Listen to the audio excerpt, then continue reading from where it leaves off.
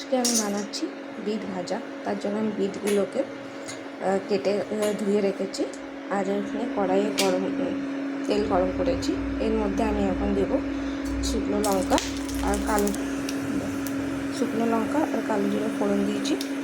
এগুলো একটু ভাজা ভাজা হয়ে গেল।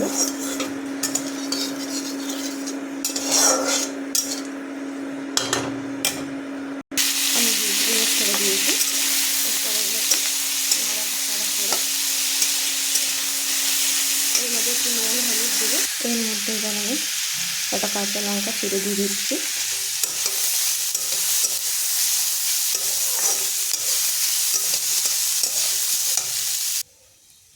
এবার দেখতে পাচ্ছ একটু হয়ে এসছে। আমি একটুখানি চিনি দিয়ে দিচ্ছি এর মধ্যে তার মতন। আমার বিট ভাজাটা হয়ে গেছে। এখানে এখন আমি গ্যাসটা বন্ধ করে মিটারটা তেল ঝরিয়ে নিয়ে নামিয়ে দেবো।